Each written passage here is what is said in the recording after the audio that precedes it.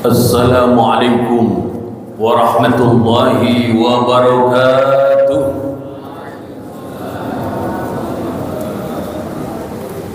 Alhamdulillah rabbil alamin, wassalatu wassalamu ala rasulillahil amin. La haula wala quwata illa billahil aliyil azim. Amma ba'd. Para alim, para pengurus masjid At-Thayyibah yang memuliakan, wabil khusus Al-Mukarram Bapak Haji Mulis Harahap, bapak-bapak, ibu-ibu, para jamaah, calon-calon ahlul jannah semuanya. Adanallah wa iyyakum ajmain. Semoga yang senantiasa kita peroleh anugerah dari Allah Subhanahu wa taala setiap waktunya, setiap harinya adalah benar-benar nikmat dari Allah Subhanahu wa taala. Karena para jamaah yang mulia, pemberian Allah kepada manusia di dunia ini ada dua kemungkinan. Mungkin nikmat, mungkin istidraj. Apa perbedaannya? Kalau nikmat, ia adalah pemberian Allah Subhanahu wa taala kepada para hambanya yang beriman, yang bertakwa, yang berakhlak mulia, yang dicintai dan diridai oleh Allah Subhanahu wa taala, yang insya Allah di akhirat akan dimasukkan ke dalam surga. Tidak ada yang amin tak ya? Kita udah lewat pemilu dan bebaskan. Oleh karena itulah Allah Subhanahu wa taala menuntun kita tiap sholat membaca permohonan ihdinas siratal mustaqim. Ihdinas siratal mustaqim, ya Allah, tunjukkan kepada kami siratal mustaqim, jalan yang lurus, jalan orang yang istiqamah. Kenapa kita dituntun minta kepada Allah siratal mustaqim? Ternyata karena siratal mustaqim adalah jalannya orang-orang yang mendapat nikmat. Siratal ladzina an'amta alaihim, yaitu jalannya orang-orang yang engkau Allah memberikan nikmat kepada mereka. Memang ada jalan yang lain, ada, makanya kita berlindung ghairil maghdubi alaihim waladdallin, bukan jalan orang-orang yang dimurkai dan bukan pula jalan orang-orang yang sesat. Oleh karena itulah para jamaah yang mulia, bisa jadi di dunia ini ada orang yang dia begitu senang, bahkan berpesta pora, melakukan apa, euforia yang luar biasa. Kenapa? Merasa sukses, merasa berhasil, merasa tercapai apa yang dicita-citakan. Padahal bisa jadi sebetulnya yang dia terima itu musibah. Sebab apa? Sebab istidraj. Namun banyak juga memang orang yang benar-benar bergembira, bersyukur, bahkan bersujud karena mendapatkan nikmat dari Allah Subhanahu wa taala. Lalu bagaimana kalau istidraj? Kalau istidraj sebaliknya, yaitu pemberian Allah Subhanahu wa taala yang diberikan kepada manusia-manusia yang tidak beriman, yang kafir, yang munafik, yang fasik, yang ahli maksiat, yang dilaknat, dibenci oleh Allah Subhanahu wa taala, dan di akhirat ia akan dimasukkan ke dalam neraka. Tapi di dunia diberi, bahkan kadang berlebih. Mana dalilnya? Di antaranya surat Al-A'raf ayat 182, 183. walladzina kadzdzabu biayatina sanastadrijuhum min haitsu la ya'lamun. Sesungguhnya ya, walladzina kadzdzabu biayatina, dan orang-orang yang mendustakan ayat-ayat kami, yang tidak percaya kepada ayat-ayat kami Allah Subhanahu wa taala, maka kami istidraj mereka, kami tarik mereka kepada kebinasaan min haitsu la ya'lamun, dari arah yang mereka tidak mengetahuinya. Para jamaah yang mulia, ada salah satu ciri khas dari istidraj, sifatnya adalah diulur. Wa umli lahum, dan aku Allah Subhanahu wa taala memberikan tangguh kepada mereka. Orang-orang yang diistidraj ini, walaupun dia hidupnya itu maksiat, walaupun hidupnya dia itu jahat. Kalau maksiat itu berarti menentang Allah, kalau jahat itu artinya dia zalim kepada sesama makhluk Allah. Walaupun dia maksiat dan jahat, tapi seakan-akan baik-baik saja, karena diulur oleh Allah Subhanahu wa taala. Wa umli lahum, aku berikan tangguh kepada mereka, sebagaimana yang terjadi pada Namrud, sebagaimana yang terjadi pada Fir'aun, sebagaimana yang terjadi pada Qarun, sebagaimana yang terjadi pada Haman dan sebagainya. Namun inna kaidi matin, sesungguhnya rencanaku teramat sangat kokoh. Suatu ketika dipastikan orang-orang di istidraj ini akan hina dan binasa dunia sebelum akhirat. Maka kita lihat dunia mencatat bagaimana nasibnya Namrud, bagaimana nasibnya Fir'aun, bagaimana nasibnya Fir'aun dan Haman, dan begitu juga sejarah mencatat tokoh-tokoh yang berikutnya. Para jamaah yang mulia, lalu seperti apa tanda-tanda daripada istidraj dan nikmat itu? Yang pertama adalah, kalau yang kita terima dari Allah itu adalah nikmat, maka jalan kita memperoleh nikmat itu, baik yang berupa rezeki, yang berupa kesuksesan pencapaian hidup, mesti dilalui melalui jalan iman, takwa, dan amal saleh. Jadi kalau ada orang tidak pakai iman, tidak pakai takwa, tidak pakai amal soleh, kesukses, berarti tanda-tandanya istidraj.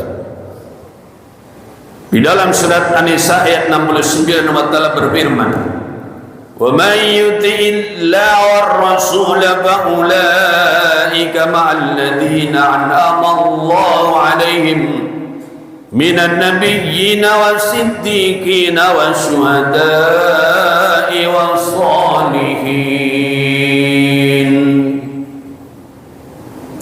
Siapapun orang yang taat kepada Allah dan Rasul, ulaika, maka mereka itu ma'alladzina na'amallahu alaihim, bersama dengan orang-orang yang Allah berikan kenikmatan kepada mereka. Jadi ada golongan orang-orang yang telah ditetapkan Allah sebagai penerima nikmat. Kemudian ada orang yang oleh Allah dibersamakan dengan mereka. Siapa yang akan dibersamakan? Yaitu orang yang taat kepada Allah dan Rasul. Jadi kalau ada orang taat kepada Allah dan Rasul, kemudian dalam hidupnya diberikan anugerah-anugerah, baik itu yang berupa rezeki, baik itu yang berupa pangkat dan jabatan, baik itu yang berupa kehormatan dalam kehidupan, berarti yang dia dapatkan adalah kenikmatan. Para jamaah yang mulia, lalu siapakah golongan manusia penerima nikmat yang siapapun taat kepada Rasul akan bersama dengan beliau-beliau itu? Minan nabiyyina, pertama penerima nikmat itulah golongan para nabi, dari Nabi Adam sampai Nabi kita Muhammad sallallahu alaihi wasallam. Wasiddiqina, kemudian orang-orang yang siddiq, selevel Sayyidina Abu Bakar As-Siddiq, derajatnya di bawahnya para nabi dan rasul, wasyuhada'i, kemudian orang-orang yang mati syahid, wassalihina, dan orang-orang yang saleh. Makanya pada zaman yang mulia, kalau kita perhatikan nih ya, rombongan ini, nomor satu nabi, kelihatannya kita bukan nabi ini. Kalau ada polisi bakal datang menangkap kita ini, coret. Siddiqin, wah berat Siddiqin nih. Siddiqin berat. Yang ketiga apa? Syuhada, orang-orang mati syahid. Kelihatannya kita masih pengen hidup ini. Maka satu-satunya gerbong yang kita bisa nimbrung adalah salihin, orang-orang yang saleh. Jadi tidak ada pilihan lain bagi kita dan keluarga kita kalau ingin dapat nikmat dari Allah, masuk dalam golongan orang-orang yang saleh, salihin wassalihat. Para jamaah yang mulia, di dalam surat At-Talaq ayat 2-3 kita sering baca, wa may yattaqillaha yaj'al lahu makhraja wa yarzuqhu min haitsu la yahtasib. Barang siapa orang yang takwa kepada Allah, maka Allah akan buatkan untuknya jalan keluar, dan Allah akan berikan rizki kepadanya dari arah yang ia tidak duga. Kemudian di dalam surat An-Nahl ayat 97, siapapun yang ingin diberikan Allah kehidupan yang baik, selain mesti kerja dan usaha, juga harus beramal yang saleh. Man amila salihan min dzakarin aw untha wa huwa mu'minun falanuhyiyannahu hayatan thayyibah. Barang siapa orang yang melakukan amal saleh, baik laki-laki maupun perempuan, sedangkan ia adalah orang yang beriman, falanuhyiyannahu, maka sungguh benar-benar aku Allah Subhanahu wa taala akan berikan kepadanya kehidupan hayatan thayyibah, kehidupan yang baik. Kehidupan yang baik, hayatan thayyibah, yang dalam segala waktu dan tempatnya Allah curahkan kepadanya kenikmatan, adalah diberikan kepada orang-orang yang selain kerja dan usaha senantiasa beramal saleh. Para jamaah yang mulia, hal ini sangat penting untuk kita terus tafakuri. Sebab apa? Negeri kita ini yang sudah merdeka lebih 70 tahun, tampaknya cita-citanya belum tercapai. Betul? Ini ada orangnya tadi. Betul? Cita-cita kemerdekaan kita itu kan menciptakan masyarakat yang adil dan makmur. Kalau menurut pidatonya dulu Wakil Presiden Umar bin Usman itu, makmur dalam keadilan, adil dalam kemakmuran. Tampaknya belum tercapai. Padahal kita ini kan kerja tidak kurang-kurang gitu. Kerja. Siang malam. Bahkan ngelembur kita ini kerjanya kebanyakan. Masya Allah. Tapi tampaknya kurang barokah. Dari mana kita bisa membaca kurang barokah? Jangankan bicara tentang hal-hal yang ruhaniyah, kadang secara nominal aja rekening bukan makin nambah tabungannya, malah catatan hutangnya. Nah, para jamaah yang mulia, kenapa ini bisa terjadi? Karena kita ditakdir Allah sebagai bangsa yang kemudian juga membangun negara yang dihuni oleh mayoritas muslim-muslimah terbesar di dunia. Tidak ada umat Islam berkumpul di satu negara yang lebih banyak jumlah warga negaranya yang muslim-muslimah ini daripada Indonesia. Artinya hikmahnya tentu Allah memiliki satu amanah yang diberikan kepada umat Islam Indonesia ini agar bisa menjadi contoh bagi umat Islam di belahan bumi yang lainnya. Nah, namun sayangnya adalah kita belum benar-benar menjalankannya. Seandainya kita benar-benar menjalankan amanah itu, kita penuhi syaratnya agar Allah limpahkan kepada kita barokah, entah bagaimana dahsyatnya kehidupan kita ini. Sebab kalau kita buka di Al-A'raf 96, Allah Ta'ala berfirman, walau anna ahlal qura amanu wattaqaw lafatahna alaihim barakatin minas samai wal ardh walakin kadzabu qadnahum bima kanu yaksibun. Walau anna ahlal qura amanu wattaqaw, kalau saja sesungguhnya penduduk negeri-negeri itu mereka beriman dan bertakwa, sungguh kami Allah Ta'ala akan bukakan atas mereka barokah-barokah dari langit dan barokah-barokah dari bumi. Para jamaah yang mulia, seandainya Allah bukakan dan turunkan barokah dari langit, kemudian tercurah ke negeri kita ini, dan Allah bukakan barokah-barokah yang ada di dalam bumi, kemudian dimunculkan ke permukaan negeri kita ini, bagaimana kita tidak bisa membayangkan bagaimana makmurnya kita, bagaimana sejahteranya kita, bagaimana jayanya kita. Sekarang ini saja kita masih bertahan hidup dalam suasana yang luar biasa. Banyak ya yang namanya penyimpangan di sana sini, yang namanya kecurangan di sana sini, yang namanya tipu di sana sini, yang namanya apa, kemaksiatan di sana sini. Kita masih bertahan hidup. Apalagi kalau kemudian kita penuhi syaratnya. Apa syaratnya? Selain kerja dan usaha, kita tegakkan keimanan dan ketakwaan. Para jamaah yang mulia, disinilah pentingnya kita memiliki pemimpin yang mumpuni. Ini berkaitan dengan masalah pemilu ini, para jamaah yang mulia, kadang-kadang ada yang meleset.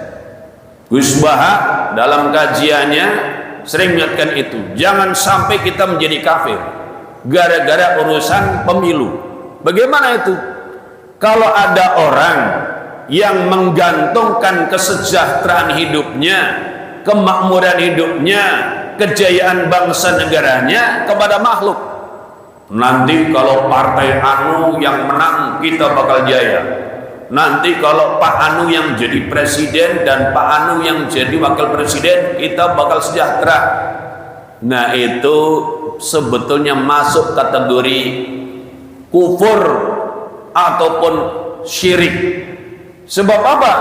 Tidak ada makhluk manapun, baik itu pribadi ataupun partai atau organisasi atau pemerintahan, yang bisa memberikan kepada kita kesejahteraan, kemakmuran dan kejayaan. Yang bisa memberikan hanyalah Allah Subhanahu wa Ta'ala. Lalu untuk apa kita punya pemimpin? Nah, di sini pentingnya. Pemimpin itu adalah kita sangat butuhkan dan mengangkatnya termasuk tajul furu, termasuk mahkota kefarduan. Sebab apa? Karena kita butuh memenuhi syarat agar Allah menurunkan barokah kepada kita. Apa syaratnya? Walau anna ahlal qura amanu wattaqaw. Kalau sesungguhnya penduduk negeri-negeri itu mereka beriman dan bertakwa.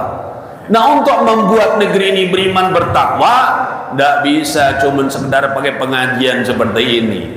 Sebab kalau pengajian ini, walaupun alhamdulillah di masjid kita ini jamaahnya banyak, kalau di persentase kira-kira berapa persen?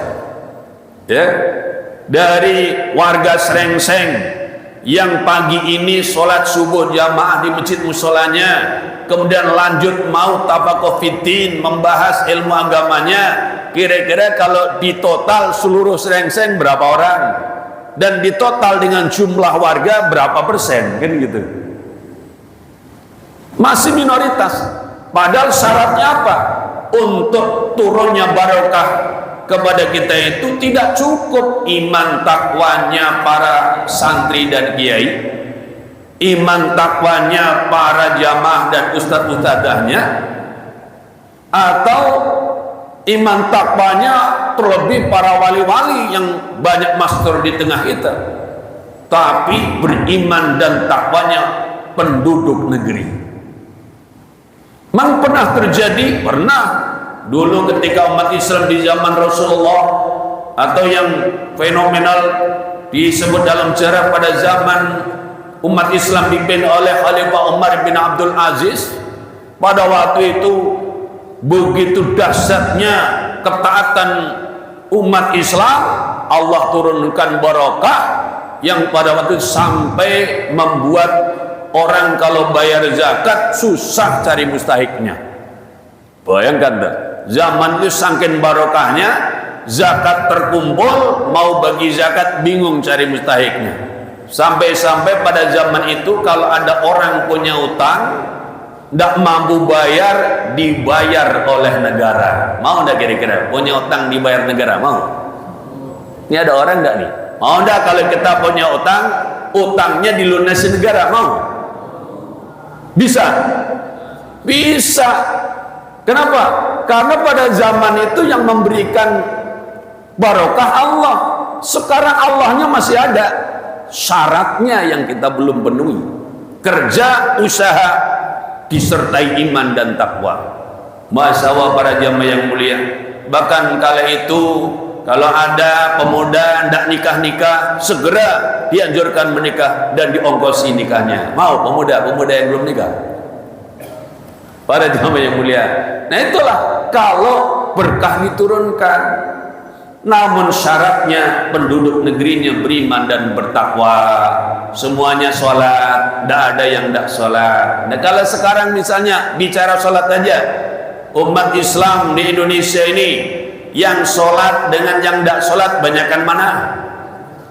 Ini ada orangnya dari sini. Banyakkan mana? Umat Islam yang sholat dengan yang tidak sholat berapa banyak, apa perbandingannya, banyak yang mana? Kalau di presentasi kira-kira berapa persen yang sholat, berapa persen yang tidak sholat? Ini PR kita sangat banyak. Jadi para jamaah yang mulia, kita butuh pemimpin itu di situ kedudukannya. Makanya kalau menurut apa yang diterangkan oleh Imam Al-Mawardi dalam kitab Al-Ahkam Sultaniyah, al-imamatu mawdu'atun lilafati nubuwah fi rasatid din wa sitid dunya bihi. Jadi pemimpin itu kita angkat untuk apa? Untuk mengganti peran kenabian di dalam menjaga agama dan mengurus dunia dengan pedoman agama, sehingga kemudian diberkahi oleh Allah Subhanahu wa taala. Sebab apa?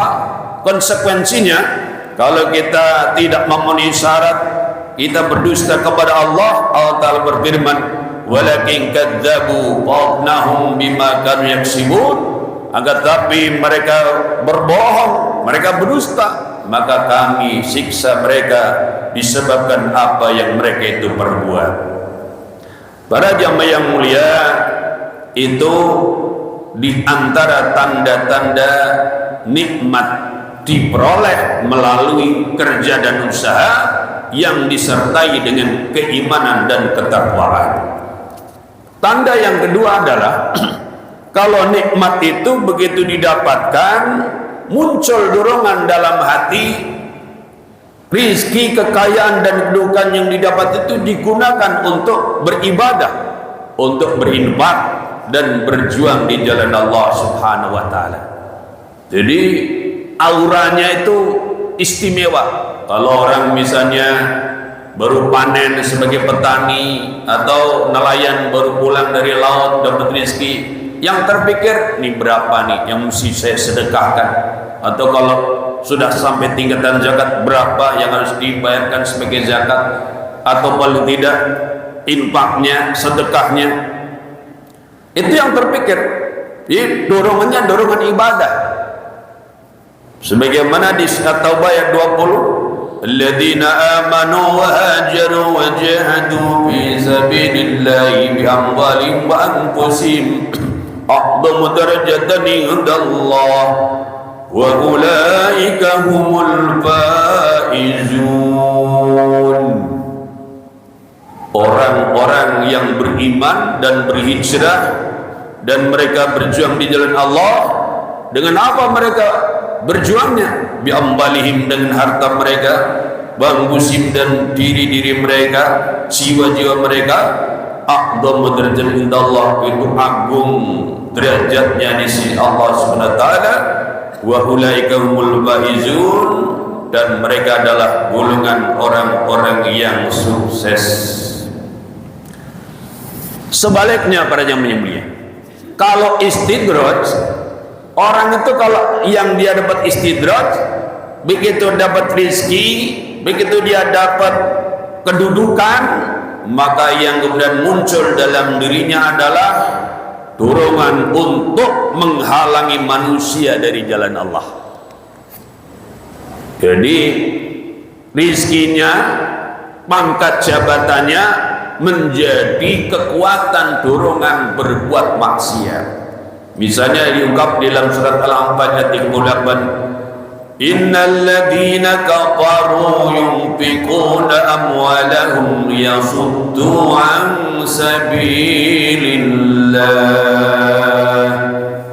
Sungguhnya orang-orang kafir itu mereka menginfakkan harta mereka, membelanjakan harta mereka untuk menghalang-halangi jalan Allah Subhanahu wa ta'ala. Begitu punya rizki, ya, baru gajian atau baru dapat keuntungan besar dalam bisnis, yang kepikiran, wah malam minggu ini kira-kira jalan ke diskotik mana ini, kayak gitu kira-kira. Main ke apa istilahnya tempat hiburan mana ini, minum minuman keras merek apa ini. Jadi semangatnya semangat negatif, dorongannya dorongan maksiat. Kenapa? Karena memang yang dia dapat istidraj. Maka hati-hati para jamaah yang mulia, kalau ada di antara kita atau keluarga kita, kalau dapat rizki kok semangatnya itu pinginnya menggunakan rizkinya itu untuk kemaksiatan. Atau ada orang dengan pangkat dan jabatannya, malah dia lakukan apa? Yang dia lakukan menghalang-halangi dakwah, menghalang-halangi perjuangan di jalan Allah Subhanahu wa taala. Seperti misalnya sampai ada yang dengan pangkat dan jabatannya itu membubarkan organisasi milik kaum muslimin, naudzubillah min dzalik. Tanggung jawabnya besar di hadapan Allah Subhanahu wa taala. Kalau orang-orang yang dapat nikmat pangkat dan jabatannya digunakan untuk ibadah, makanya para jamaah yang mulia, tadi pemimpin yang bijaksana, pemimpin yang adil, pemimpin yang dengan jabatannya dia menuntun rakyatnya kerja usaha dan membangun iman takwa, kehidupannya disebut oleh Rasulullah, yaumun min imamin adilin khairun min ibadati sittina sana. Satu hari dari pemimpin yang adil itu lebih baik daripada ibadah 60 tahun. Bayangkan itu. Kehidupan Rasulullah dan para ulama Rasyidin, kehidupannya Khalifah Umar bin Abdul Aziz misalnya, walaupun beliau memimpin cuma 2 tahun 5 bulan, kemudian beliau wafat, tapi dalam 2 tahun 5 bulan itu tiap harinya lebih utama daripada ibadah 60 tahun. Itu saking apa? Saking istimewanya pemimpin yang adil. Sebab apa? Kalau yang zalim sebaliknya, dengan pangkat dan jabatannya, maka seperti yang terjadi pada Fir'aun, dia sebagai raja membunuh tiap anak yang lahir, yang laki-laki dari kalangan Bani Israel umpamanya. Oleh karena itulah, semoga kita menjadi orang-orang yang beruntung, yang setiap dapat rezeki yang terpikir adalah menggunakannya untuk ibadah kepada Allah Subhanahu wa taala. Artinya para biaya yang mulia, ketika kita diberi nikmat di dunia, dijadikan untuk mendapatkan nikmat yang abadi di akhirat. Sebab dunia mau bagaimanapun nikmatnya tetap fana, ada habisnya, ada sirnanya. Namun alhamdulillah kita diberi Allah anugerah kenikmatan dunia itu dijadikan sebagai bekal mendapatkan kenikmatan abadi di akhirat. Berikutnya, tanda-tanda nikmat adalah kalau diterima terus disyukuri ditambah. Namun kalau diterima terus dikufuri maka menjadi musibah. Allah Ta'ala berfirman, la in syakartum la azidannakum wa la in kafartum inna adzabi lasyadid. Sungguh jika kamu sekalian syukur maka benar-benar akan tambah untuk kamu sekalian. Namun jika kalian kufur, sesungguhnya siksa teramat sangat dahsyat. Para jamaah yang mulia, orang kalau bersyukur maka langsung otomatis nikmatnya bertambah-tambah. Contohnya, kalau kita ini minum air mineral seperti ini tanpa syukur, rasanya anyep, tawar. Tapi kalau kita minumnya itu dengan syukur, bismillahirrahmanirrahim. Alhamdulillahilladzi ja'ala lakban furatan birahmatihi wa lam yaj'al lak ujajan bidurubina. Maka lain. Nih orang-orang alim, para wali-wali Allah, kalau minum air ada doanya seperti itu. Segala puji bagi Allah yang telah menjadikan air ini tawar disebabkan rahmatnya, dan tidak menjadikan air ini asin disebabkan dosa-dosa kita. Coba bayangkan, kalau kita minum air tawar, air bening, air seperti ini, menyadari bahwa kita bisa mendapatkan air bening, air tawar ini karena rahmat Allah, maka Masya Allah, tidak akan terjadi orang buang-buang air sembarangan. Betul? Betul? Kalau orang kadang-kadang dikasih minum, diminum dikit, ditinggalkan, disia-siakan. Kadang-kadang malah sebotol, minum dikit, dibiarkan itu aja, menjadi mubazir, karena dia tidak menyadari air bening ini pertanda rahmat Allah. Walaupun dosa-dosa kita bertumpuk-tumpuk, air tetap ada yang tawar. Sebab kalau saja Allah tidak memberikan rahmatnya, dosa-dosa manusia dibalas oleh Allah dengan menjadikan air menjadi asin, yakin kita tak bisa menemukan air tawar di muka bumi ini. Di Jakarta juga sudah banyak di beberapa tempat yang airnya asin. Di sini alhamdulillah ya, di Serengseng kita aman tentram ini. Air masih pada tawar, masih bersih. Bahkan keluar dari keran udah kayak air mineral yang tinggal minum. Tapi sana di Jakarta Utara, dekat istana sana, saya ada pengajian rutin di Taman Sari. Begitu wudu, mau kumur-kumur, pasirnya luar biasa, Masya Allah. Berat sekali warga di sini. Saya tanya pengurusnya, ini jadi air di sini begini semua? Ya rata-rata seperti itu. Ada juga segelintir orang yang mujur, pas di rumahnya di bor muncul air yang tawar. Tapi umumnya masjid-masjid, musola-musola asin semua. Bayangkan coba, kalau Allah tidak memberikan rahmatnya, tiba-tiba air yang kita bor dari dalam tanah di bawah tempat kita tinggal ini asin, mau apa coba? Maka kemudian akhirnya apa? Masya Allah, nikmat luar biasa air ini. Itulah para jamaah yang mulia. Ketika orang itu diberi nikmat terus disyukuri, langsung ditambah nikmatnya, seketika itu pula dan ditambah lagi. Orang melihat jodoh dalam hidupnya, walaupun bersahaja, sadar bahwa itu adalah bagian tanda-tanda kebesaran ayat Allah, maka tentu bertambah lagi kebahagiaannya. Namun sebaliknya, kalau diberi nikmat namun kufur, maka nikmat itu kemudian akan menjadi malapetaka. Berapa banyak orang yang kemudian menjadi hancur hidupnya karena diberi kenikmatan namun tidak ada kesyukuran. Ada rumah tangga ketika hidup sederhana, harmonis, rukun, damai, begitu sudah kaya malah yang terjadi perpisahan. Kenapa? Suaminya tak kuat menjaga kesetiaan dan tanggung jawabnya ketika kehidupan sudah menjadi serba mudah.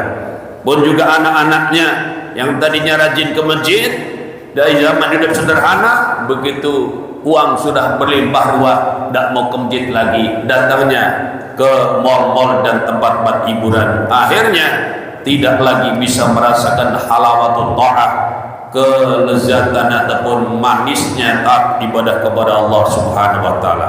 Dan ujungnya apa?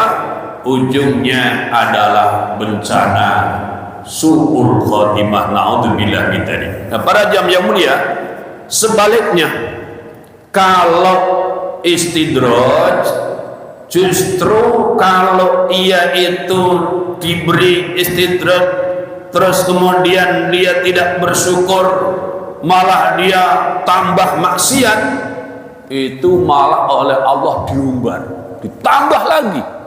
Jadi seakan-akan kemaksiatan menjadi pupuknya istidraj.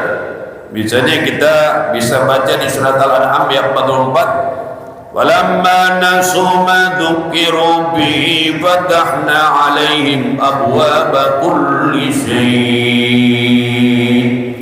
Maka tatkala mereka melupakan apa yang mereka diperingatkan, jadi diperingatkan agar jangan terus-terusan dalam kemaksiatan, jangan terus-terusan dalam kezaliman, jangan terus-terusan dalam mengumbar hawa nafsu, tapi mereka malah bablas terus, malah makin luar biasa di dalam kemaksiatannya.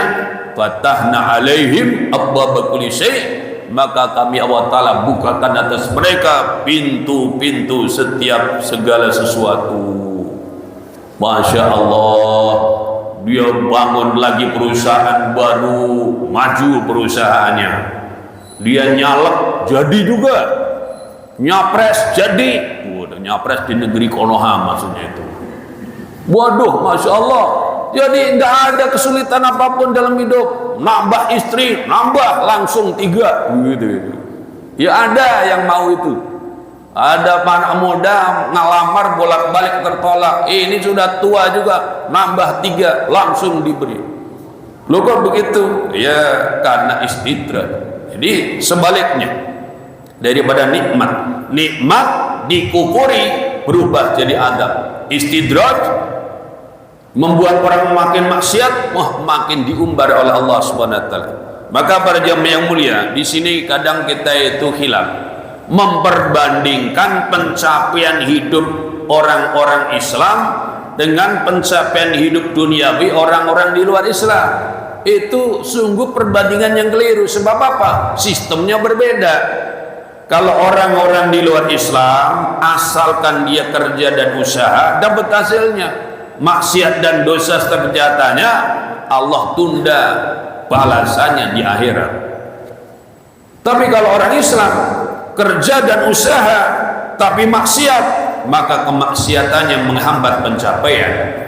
Ada murid, siswa, santri belajar tapi maksiat, oleh Allah akan diuji, sulit mendapatkan ilmunya. Pedagang, ya berdagang atau orang kerja tapi maksiat, seret rezekinya kalau dia orang Islam. Tapi kalau orang di luar Islam, orang-orang kafir, asal kerja dan usaha dapat hasilnya, asal dia dagang dapat untung, asal dia kerja dapat gaji. Tapi kalau mereka maksiat, tidak ada masalah, bahkan makin maksiat bisa diumbar oleh Allah Subhanahu wa taala.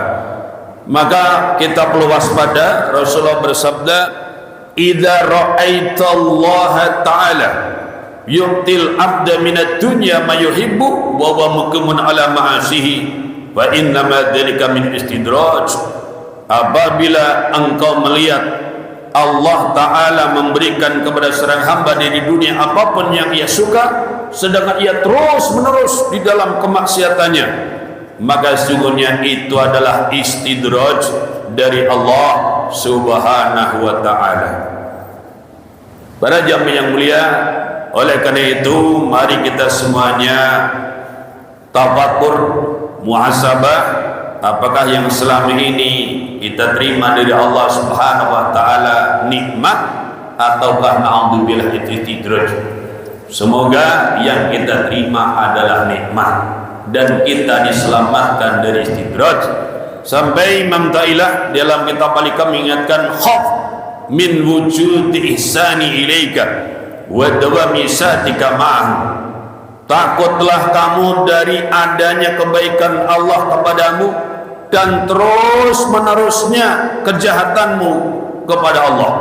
Ayyakuna dzalika istidraj, karena bisa jadi itu adalah istidrajan laka, bahwa bisa jadi itu adalah istidraj Allah kepadamu, sebagaimana firman-Nya, sanastadrijuhum min haitsu la ya'lamun, dan kami Allah Ta'ala akan mengistidraj mereka dari arah yang mereka tidak mengetahuinya. Mari kita akhiri majlis kita ini dengan berdoa kepada Allah Subhanahu wa Ta'ala, semoga memberikan kepada kita anugerah-anugerah kenikmatannya. Al-Hadiniya Al-Fatihah. A'udzu billahi minasyaitonir rajim. Bismillahirrahmanirrahim. Alhamdulillahi rabbil alamin, arrahmanir rahim, maliki yaumiddin. Iyyaka na'budu wa iyyaka nasta'in, ihdinas siratal mustaqim, siratal ladzina an'amta 'alaihim ghairil maghdubi 'alaihim waladdallin. Amin. Bismillah walhamdulillah wassalatu wassalamu ala Rasulillah. Allahumma ya Allah ya Razzaq, Allahumma ya Allah ya Razzaq, laka maqalidus samawati wal ardi, tabsutu rizqa liman tasha wa taqdir. وابسط لنا من رزق ما توسلنا به إلى رحمتك، ومن رحمتك ما تحول به بيننا وبين نقمتك، ورضينا بما قسمته ولنا يا الله، وردنا بما قسمته لنا، واختم لنا بالسعادة التي ختمت بأوليائك، واجعل خير أيامنا وأسعادها يوم لقائك، وصلى الله على سيدنا محمد وآله وصحبه وسلم، والحمد لله رب العالمين. Mohon maaf atas kalau yang kurang berkenan. Walakum minkum. Assalamualaikum warahmatullahi wabarakatuh.